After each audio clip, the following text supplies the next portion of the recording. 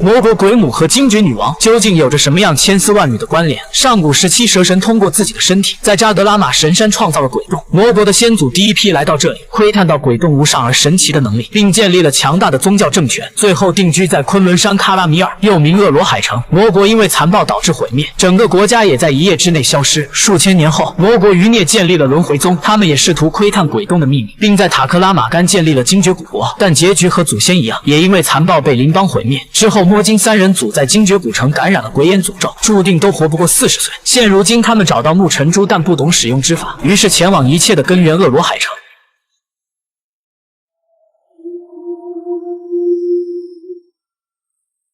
雪梨羊拿出木尘珠放置在鬼母的魔眼上，随着机关的转动，魔眼被打开，进入主殿。雪梨羊启动光球，用力掷出，探测这里是否有凶险的存在。在确定安全后，雪梨羊拿走了蛇像下方鬼母的一双魔眼，同时与雪梨羊走散的胡八一和王胖子找到了消失千年的恶罗海城。可诡异的是，恶罗海城明明深埋昆仑神山的地下，城内却有着充足的阳光和氧气，并且时过千年，油灯还依然明亮。此时他们还浑然不知，更诡异的是，正在前面等待着他们。就在众人大脑飞速运转时，王胖子却恰好闻到了炖牛肉的味道，于是在美味的勾引下，大家找到了沸腾翻滚正炖着牛肉的大锅。王胖子不听胡八一的阻拦，抓起不明牛肉就往嘴里填。老婆，你怎么来？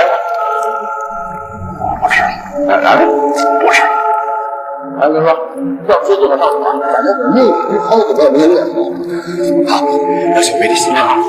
可胡八一想不明白的不只是这一锅牛肉，而是整个城市为何这样的宁静。也就在此时，黑影一闪而过，打破了胡八一所谓的宁静，其实是一只蜥蜴幼崽正向胡八一扑来。对于久经历练的胡八一和王胖子，这都不算什么，但紧随其后大量的蜥蜴向他们靠近，其数量更是无法估计。慌乱中，大家堵上木门，暂时抵挡对方。可屋漏偏逢连夜雨，船迟又遇打头风。明叔不知犯了什么毛病，又开始大笑不止。还没等大家搞明白一切，从另一个方向又闯进大量的蜥蜴幼崽。为了不变成瓮中捉鳖，大家选择向外面逃离，可外面也没他们想象的那么乐观。一只巨大的成年蜥蜴早已虎视眈眈，等候他们多时。